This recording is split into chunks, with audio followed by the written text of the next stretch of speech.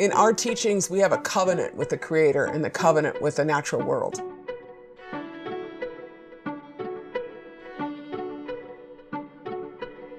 We are responsible for things. We take care of our relatives. We only take what we need and we leave the rest. We're mindful. We don't cause waste. And we're grateful. And so I approach this plant in that same way.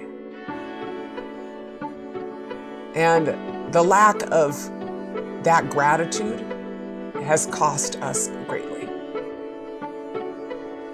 And I feel that that plant can help us undo the mess that we've made, but we have to approach it right. You know, because we will get nowhere if we continue with the same aggressive industrial behavior. We will get nowhere.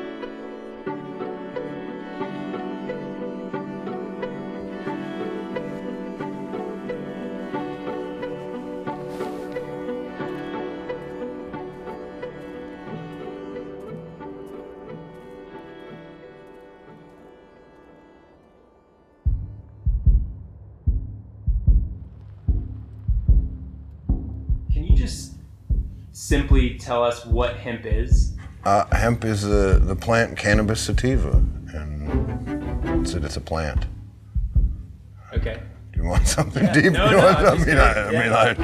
It's just a plant. Well, hemp is a plant, of course, so it has limitations like all plants do, but if you compare it with many other plants, it has some properties that make it stand out. Industrial hemp is a species or variety of cannabis that contains less than 0.3% THC. How is it different from marijuana? Oh, gosh. It's not the same at all. You will not get high if you smoke hemp, I'm sorry to tell you. Well, cousins to each other, you know, it's like the difference between popcorn and sweet corn. They're cousins. Obviously the plants look the same, they smell the same, which is what got them in trouble in the first place. But hemp doesn't have the psychoactive properties that marijuana does. Marijuana currently has up to 25 to 30% THC content, and that's the chemical compound, the psychoactive compound that gets you high. Cannabis is like breeds of dogs. I like to say it's a pit bull and a poodle. You've got your tiny Chihuahuas and you've got your large Great Danes. They're both dogs, but they're two completely different genetic animals. It's been called the plant over 50,000 uses because you can use every part of the hemp plant for something. Well, they say there's 50,000 different uses, but I might beg to differ on that. Okay, 25,000 different uses. The number one use right now is CBD oil in America. Now there's 24,999 left.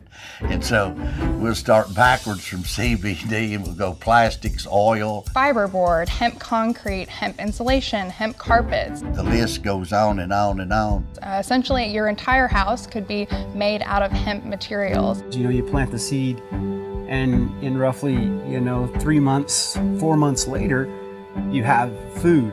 You have fiber for housing and clothing. You have oil. You could replace petroleum, run your car off of this. You could eat that oil. It's safe enough to eat and run your car on it. It's so high in omega-3s, omega-9s, and 6s, it's a superfood. It's something that you can make just about anything from, and it's a crop of the future. We know that hemp has 3 times the tensile strength of cotton. We know that hemp is antimicrobial. We know that you can make almost anything out of hemp.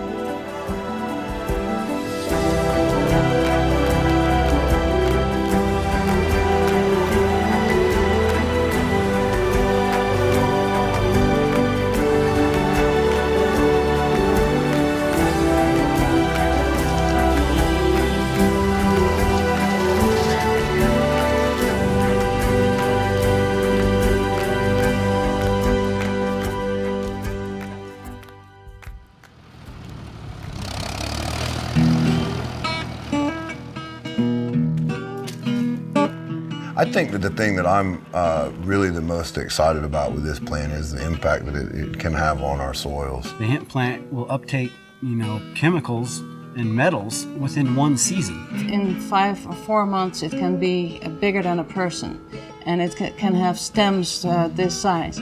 So that already makes hemp very attractive for environmental cleanup. This plant can help take damaged land that's out of circulation and rehabilitate it. Phytoremediation. Phyto is plants and remediation is to solve a problem.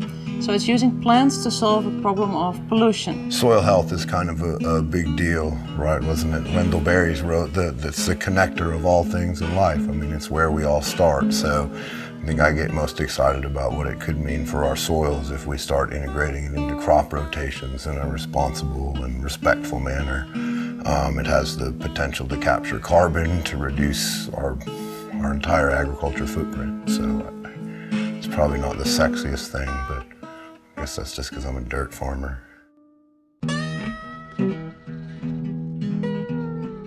It's so interesting. A lot of people didn't know that you grow clothing and that you grow fiber. That's a new concept to a lot of folks. Our goal is to make clothes that last a lifetime and hopefully a couple lifetimes. Ideally, at the end of the day, you can just throw it out in the compost and then it just mulches right back in.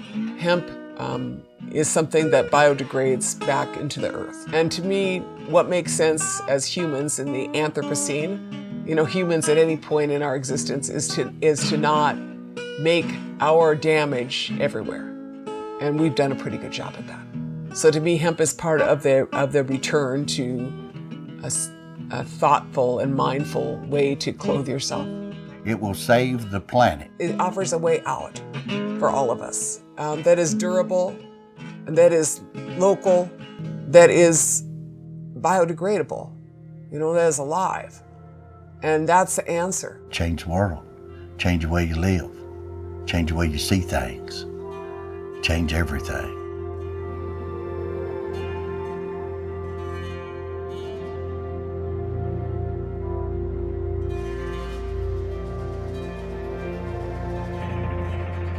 From so simple a seed came the means to carry the whole world to and fro, and he was talking about the cannabis seed, right? Because it made the sails. All this sailcloth that everybody sailed from Europe to America on. They weren't nylon sails, these were hemp sails. In the early days of the colony, it was, you know, it was required to grow it by law.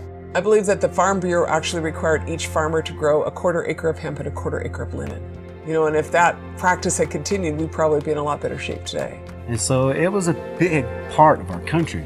All our founding fathers grew it.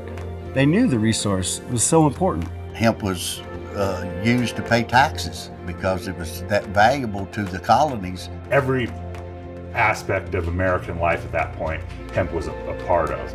And as our country grew, so did hemp production. We believe that it was the industrial potential of the cannabis plant that actually stirred prohibition in the long run. When we look at prohibition, that was really what it was about. You had two trains of thoughts in the 20s and 30s. You had Henry Ford with his biological economy ideas, rolling out the Edsel engine with running on soy and canola oil and the hemp car, and then you had the Rockefellers and the Hearsts with oil and petroleum, and we lost. I mean, we lost the battle. Well, they tied it with marijuana. So in that period of time, there was a war between the hydrocarbon-based society and the carbohydrate-based society, the agrarian base.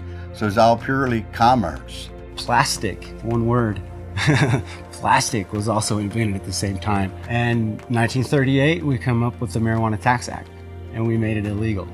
And I believe that big business and timber industry and everybody knew that this was coming. You fund it with big money. You're gonna go looking for the evil weed, and then everybody gets cranked up to go look for the evil weed. Yeah, it was a conspiracy, but it was just a really well done marketing campaign.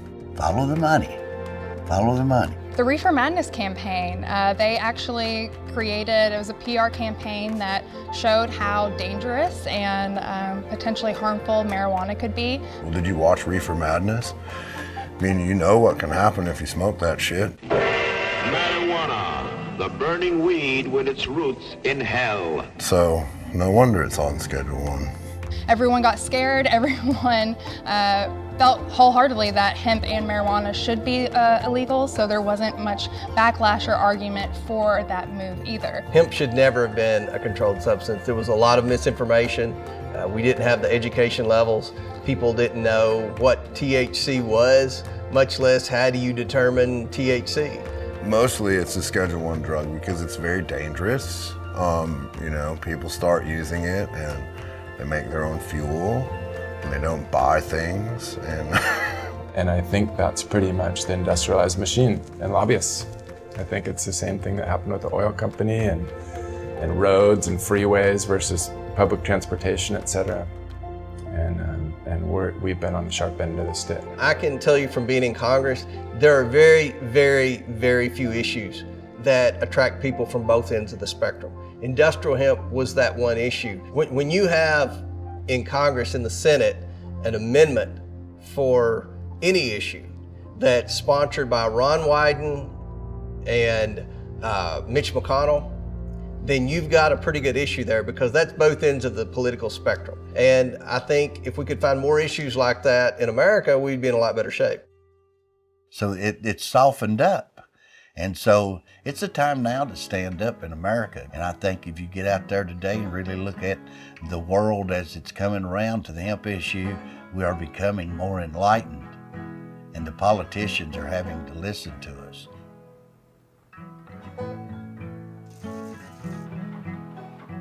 To get the news in December that hemp was finally legal felt like such a win for us.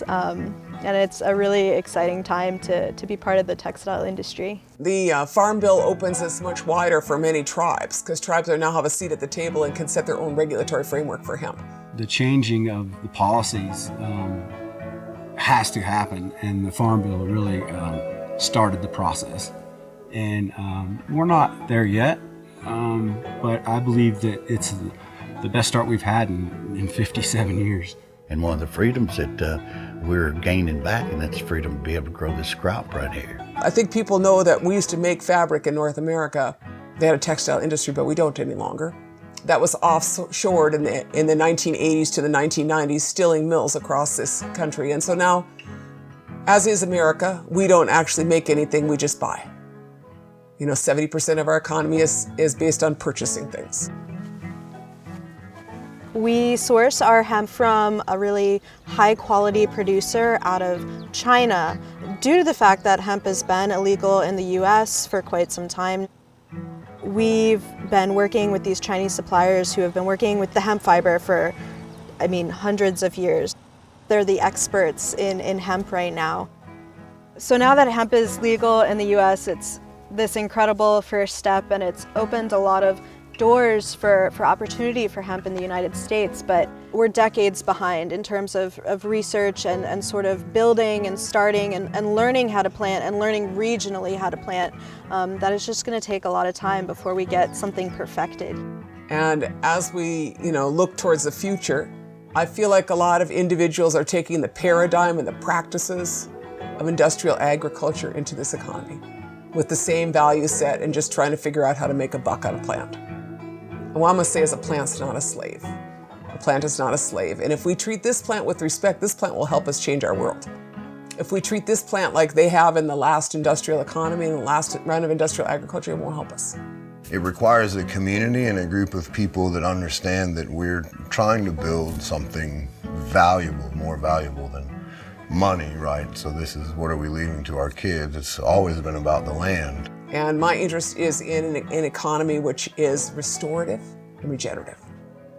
Not an economy that figures out how to keep this level of consumption up or keep this basis and paradigm up. A plant is just a plant. And, I think that it comes down to us wanting better. And, it's great to have a tool that could provide so much, but if it just becomes another rotation in a conventional corn and soybean plot, then it's nothing.